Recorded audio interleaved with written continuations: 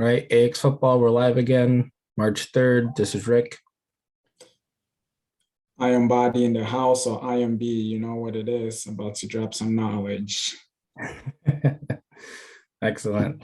It's good to be back on this wonderful Wednesday morning. We're going to start with a quick recap of the leagues, talk a little bit about Jesse Marsh's somewhat controversial appointment to the Leeds United vacancy. And then we'll wrap up with some talk about European Super League. Should be interesting. That's All right, so what's up, man. we can start. Let's go from maybe easiest to toughest or most entertaining. Bundesliga. We'll start with Bundesliga. I think last time we talked, we were pretty much on the same page. Bayern should wrap that one up pretty easily. Gap is only 8 points. You think Dortmund catches them? Nah, man, Dortmund is always the bridesmaid, unfortunately, for the most part. So I think Bayern Munich should be good. In the last 5 games, Bayern Munich lost one. Dortmund has lost one and tied one. So, like I think we've talked about before, every time an opportunity is presented, which the previous 5 games, they actually had a better opportunity to make up ground. They didn't do it. And it's unfortunate, but I don't think they'll catch them. 8 points is still a big gap. And the goal difference gap is also pretty huge, too. So I think that should be an easy wrap for Bayern Munich. Dortmund should finish second. And then third down, it could be anybody. Leverkusen is third, and Leipzig, surprisingly, I believe they were 12th or something. Yeah, they were good. When Marsh got fired, and they've worked their way all the way up to fourth now, only 10 points behind Dortmund and 4 points behind Leverkusen. So that's pretty impressive. Yeah, they've been on a pretty good run of form. Nkunku definitely has helped their fight. But yeah, I don't see Dortmund seizing any opportunities to close the gap or certainly challenge Bayern. Bayern in action against Bayer Leverkusen this weekend could be an interesting one. Dortmund up against Mainz on Sunday, so we'll see how those games go. Serie A, that one's a little bit more interesting. Yeah. Oh man, so I saw a very little bit of the game. Luckily, the end of the game between Napoli and Lazio this past weekend. Napoli edging that one 2-1. Fabian Ruiz scored a goal in the 92nd or 93rd minute to win it late. Lots of drama, lots of action, and that put Napoli back up top in first place ahead of AC and Inter Milan. Inter with the game in hand could go top by a point, but all to play for in this one. Yeah, Napoli has been looking good. Fortunate for everybody else, Inter Milan has been struggling. Only one win out of their last 5. And I think if you include the Champions League game against, who was it, Liverpool? Yep. Yeah, against Liverpool, they've been on a pretty bad run for a while. AC hasn't lost, but they've had 3 ties in their 2 wins. The one that could have made up a lot of ground during this window is Juventus. They've had 2 wins and 2 ties, but they're only 7 points back now. So if they keep picking up momentum, man, the old lady would have put out some of her magic tricks, because they were pretty far behind.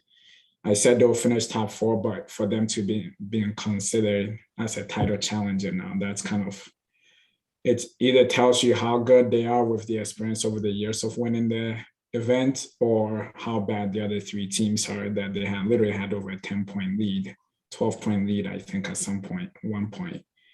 And they've been able to close it down. Napoli, similar to Dortmund, they always find a way, like multiple times, it looks like they could do it, and they always fall off at the end. And I think this is their last run with Insigne and all their top players. I think it's the end of their run. So if they don't do it this year, they probably won't see a chance to do it for the next 10 years. So I like to say them, but I unfortunately think one of the Milan teams will probably end up winning it. Yeah. So I think it would be a nice Cinderella story for everybody if Napoli could finally, after so many years of, close, near misses and opportunities to win the league, always end up falling apart at the end. I do think the run-in will be interesting. So both Milan teams, I think, well, AC Milan is out of the Champions League, so their only other commitment, I believe, is Coppa Italia, and they actually face Inter in that one. So they don't have a whole lot of distractions. Inter have that second leg on Tuesday against Liverpool, 2 goals behind. I don't really see them coming back in that one, so I really do believe they'll just have Coppa Italia and Serie A to worry about. Napoli just eliminated out of the Europa League, so they're just focused on the league now. But Juventus, they've got Villarreal in the Champions League, a game realistically or a tie that they should be able to advance from. So I think Juventus kind of has the odds stacked against them a little bit, where their squad is going to be spread between multiple competitions, more congested fixtures, especially if they move on to the next round in the Champions League. So yeah, like you said, I think the advantage is actually to the Milan clubs.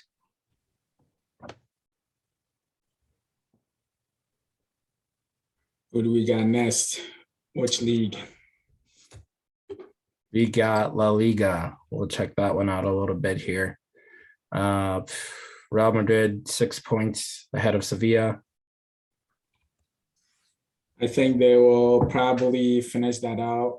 I like Real Madrid, but I like Martial. I want him to go to get something with Sevilla and just stick it to Man United for wasting him for all these years. But I do think Real Madrid should be able to take care of business. And then I think second place, Sevilla will probably just about hold on to second place. And I think Barcelona should finish. They'll give a run. They've been on a pretty good run. They have a game in hand. So maybe I lied. Barca is looking good. I was texting you during their last game, and I'm like, yo, they're playing some nice ball. They have the attacking players now. They're holding on to the ball longer. So even though I don't think defensively they're the greatest, they're not getting exposed as before. You know what? I'm going to be brave. I think Barca will finish second. Sevilla will finish, end up finishing third. And then I think Atletico Madrid, even though they're struggling, I still think they'll sneak in and get the fourth spot. Real Betis will fall out. Yeah, I actually don't see Atletico Madrid making that surprise push for fourth, but I do agree Barcelona is in a brilliant run of form at the moment. They've scored 20 goals in their past 6 games, and in 4 of those games, they've scored 4 goals. And actually 3 of the last 4 games, they've scored 4 goals against Athletic Bilbao, Napoli, and Atletico de Madrid. So those aren't, small teams to be scoring 4 goals against. Obviously, in a couple of those matches, struggling to keep a shutout, but nonetheless, they've got lots of firepower now, and everybody seems committed to earning their place and doing the best for the team. So I think it's going to be an interesting end of the season for Barcelona, see how far up the table they can push. I don't think the other teams ahead of them, Sevilla and Real Madrid, will be bad enough that they can, hurdle them and finish first. But I do think they'll give them a run for their money. And who knows, maybe just win the Europa League, and that'll be a pretty good first stint at managing Barcelona for Xavi. Yeah. And do you see the stats of Aubameyang? The guy has 5 goals or 6 goals from 8 shots or something like that. I'm like, yeah, that's what happens when, everything gets done for you. He's a finisher. He's not one to do all the unnecessary stuff before the final shot. So I think the system fits him pretty well. Dembele is doing his thing. Memphis Depay is back. Ferran Torres is there. So they got the players. And in the midfield, they have the old guard, Busquets, and then they have some young guys right around him, So I think their turnaround will come faster than people think. If they add one or two players, I think they have to really improve in defense, and probably they'll need a new goalie too. But even if they don't get a goalie, I think they have goals in them now. So if they can just limit the goals against going forward, they should be in good shape. And the soccer looks like the old Barca again, not with Messi, but it still looks pretty good now. I'm excited to see how they finish up their season here. So last league we'll kind of recap on and take a peek at here. The Premier League, of course. That one we have Manchester City in first by 6 points, but not a comfortable 6 points because they still have to go and play against Liverpool. And Liverpool have that game in hand. So there's a very feasible scenario where if Liverpool win the rest of their games, they will top City. But City obviously will do their best to not let that happen. How do you see this one playing out? I think we'll go to the wire. I think, Liverpool should, their game in hand is against Arsenal, so it's not as easy as it sounds. But even with that said, they win that game. That's 3 points. They have the goal difference at the moment. It will go down to the wire. I don't like both teams. I like the soccer they play, but just from a United fan standpoint, I don't like them. The worst of two evils, I'm fine with City winning. They play better soccer overall. I think it'll probably still end up being City and Liverpool just behind. But either one, actually, to be honest, either one, I don't care. Chelsea, I said when we started back 3 months ago, I said they probably won't finish top 3. I thought United could sneak in there, and the opportunity was there for United to sneak up in there, and they dropped 6 points against some average and below average teams. So I still think Chelsea probably won't finish third, especially with all that's going on right now. I think they'll get distracted. They'll get asked questions on topics that they don't want to answer questions on. They just want to focus on soccer. As much as they do, it'll be hard for them. So I can see their form falling a little bit. And then I think, United, depending on what they want to do, it's unfortunate for them because they have one of probably the hardest running to finish the season. They have Chelsea to play. They have Tottenham, Chelsea, Liverpool, City, Arsenal, and I believe Wolves. They play Wolves their next game, if I'm not mistaken. But yeah, they have the toughest one. They pretty much play all the top 6 teams to end the season. So dropping points against, your whatever you call them, Watford and those type of stuff will come back to bite them, unfortunately. I see Arsenal getting into the top 4. I think they might sneak in there, mainly because they have 3 games in hand on United and West Ham, and they're only 2 points behind. But their games in hands are not easy either. It's against Liverpool and Chelsea. So we do know that they'll knock each other out at some point. And then Tottenham, who I think has the best run-in, kind of has screwed up the past 5-6 games. I don't know how they find a way to screw up. So I think it'll be Man City, Liverpool, United, or Arsenal, and then Chelsea. That's what I see for the top 4. And then the relegation battle is getting heated up too. I think Burnley might just survive, man. I think Lampard might get relegated, and then Leeds for sure. With their new hire, they'll get relegated for sure. So I think Burnley will come out, and then Watford might pull the Houdini, and they might get saved too. But the relegation battle looks pretty exciting. Newcastle, Brentford, Leeds, Everton, Burnley, Watford, Norwich, all of them are within 8 points of each other. So the battle is pretty good all the way across. And the league is pretty tight too. Even teams from 10th place can still have a chance to finish top 4. So it's been a pretty fun year for Premier League. Yeah. So I think, as you mentioned, the Tottenham run-in isn't terrible. I think in their last 5 games, it's Brentford, Leicester, Liverpool, Burnley, and Norwich. So some winnable ones, some tough ones. But again, with this team, you never know. Yeah, they have the easiest one, I think. Given the past few games, where they beat City and then they lose to Burnley, just very, very wishy-washy in the way that they've been, trying to perform. So we don't know what we're going to get from them. United, I think we were talking about earlier, they have a decent run, and I don't think it's great, given United is pretty similar to Tottenham and how inconsistent they are. They've got Arsenal, Brentford, Brighton, Chelsea, and then they finish with Palace. I don't see United winning more than 3 of those games, if they even can win 3 of those games.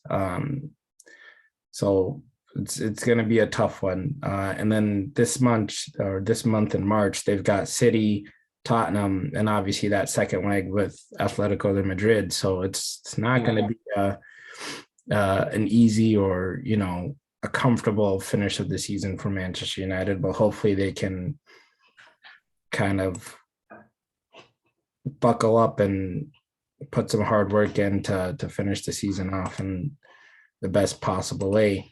I feel bad for them because you can see the coach. It's unfortunate. It feels like he has his hands tied. I don't know if you heard like the rumors he's saying he doesn't know about Ronaldo. He benched Maguire finally, and they look better. He's been playing Elanga more than Rashford. So all the players that we've always said, even though the average fan think, oh yeah, they have the stats, are actually the reason why they don't win. And slowly he's making those changes. Pogba came, it's made a difference. So we'll see what he does. But I think for him to bench Shaw, Maguire, and Rashford, man, they'll kill him in England. So he's trying to, play. He's trying to send a signal like, you guys are not my players, you're not good. But at the same time, he doesn't want to, rock the whole national team to go, hey, all your players are not playing at United. Because the rule has always been the best players on England national team always play at United for the longest time. So United players just get in their lineup. They probably get a default 3 spots or whatever. So we'll see how he does it, but it's not an easy one. But I do think that he specifically is coming in to make these tough calls so that when the next coach comes in, it's an easier sail and smooth sailing for the next coach. Yeah, I think he's taken a little bit of a bullet, taking one for the team to try to smooth out some of the rough patches, and hopefully the next coach who comes in can have an easier task. Definitely not an easy job. Let's talk about Leeds United for a little bit and the relegation battle. As everyone knows, Jesse Marsch, former coach of Red Bull Salzburg and then RB Leipzig in Germany, was out of the job for a while, and now he gets this Leeds United job. Leeds, as we know, have American ownership, which some people in England aren't happy about. What do you think about Jesse Marsch? Is he the man for the job? Is he going to be successful? Are they going to hang him, or what's the deal?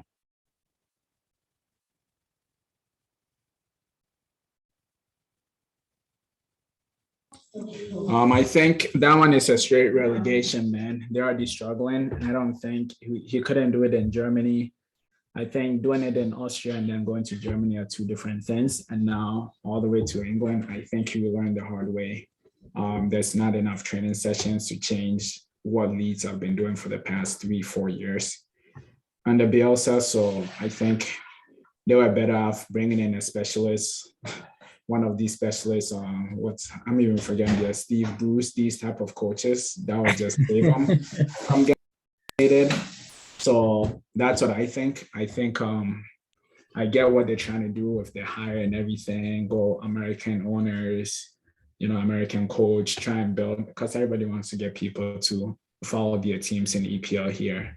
So they do these type of things. I won't be surprised if they sign like 2 or 3 American players too, but at the end of the day, you have to win on the field, and it's not that easy. especially when you're bringing in a coach that I don't think he's not yet ready for that level. But Well, I'll tell you, it's not a bad run of fixtures he has from now to the end of the season.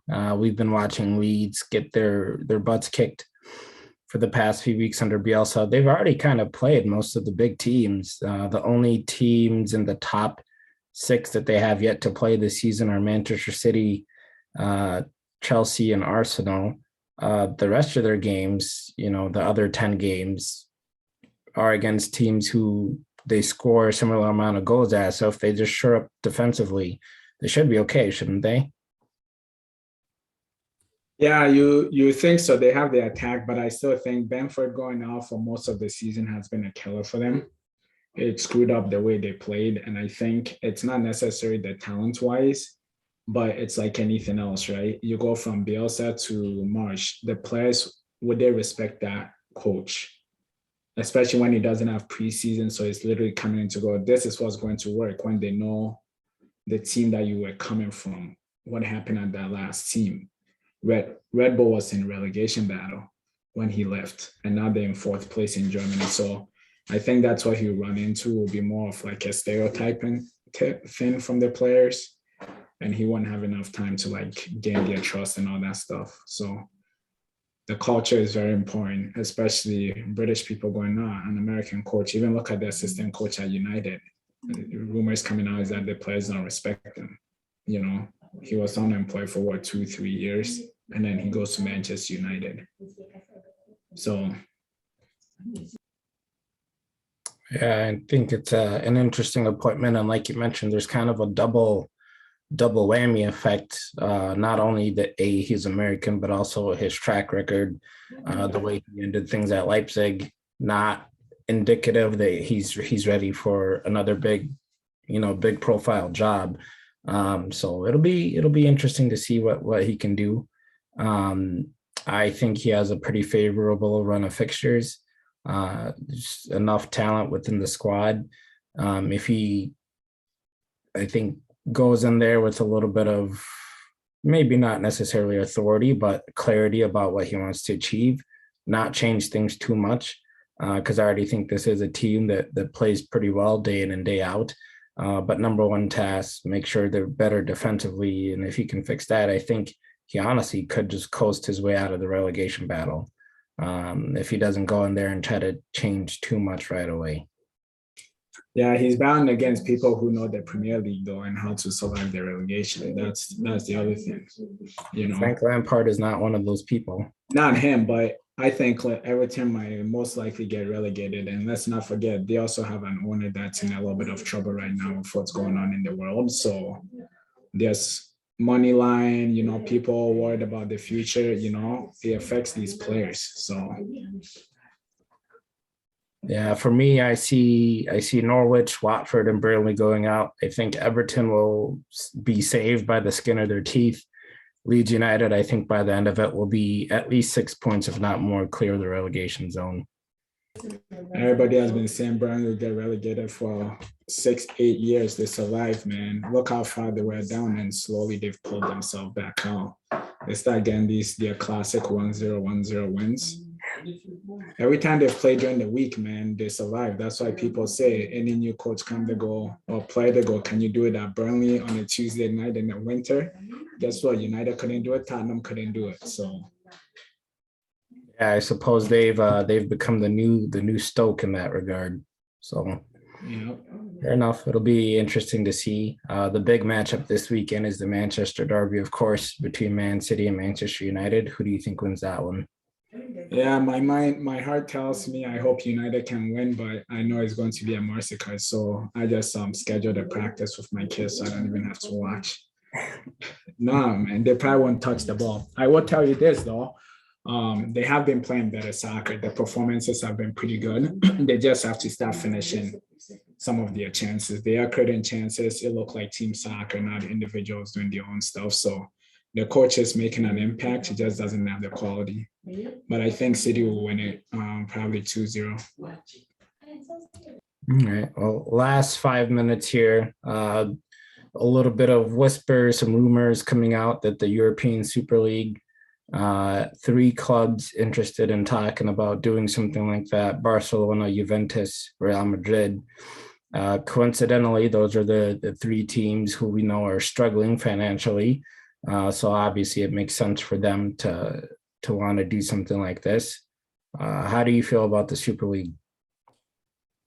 I mean, I get what they're trying to go of the Super League, but I've never been a fan of closed systems in terms of league, whether it be World Cup, youth leagues, whatever it is. I just believe competition is exactly that. Compete, and if you earn your way in, you earn your way in.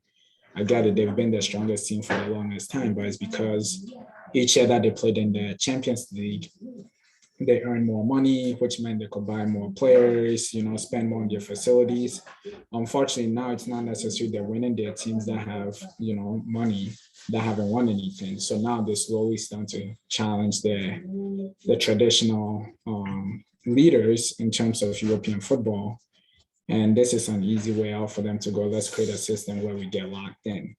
Outside of that, they want to go to the American model a little bit where they'll go and play, let's say, a tournament in, I don't know, Saudi Arabia, because you make a lot of money, or come to the US. They can try and do all that they want, but the players will not go for it. After a while, they won't do it. Yeah. It's just there's tradition and stuff that doesn't go with this model. So I think even if they do it, eventually people will rebel, the players themselves.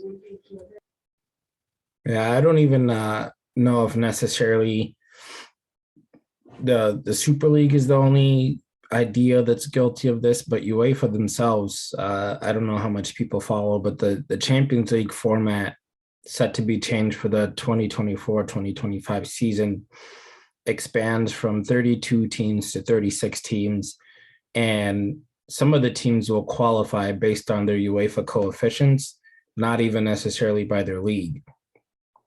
And I think UEFA are trying to rig it so that there's over 100 more games in the Champions League season. So more games, more travel, obviously more TV commercial money.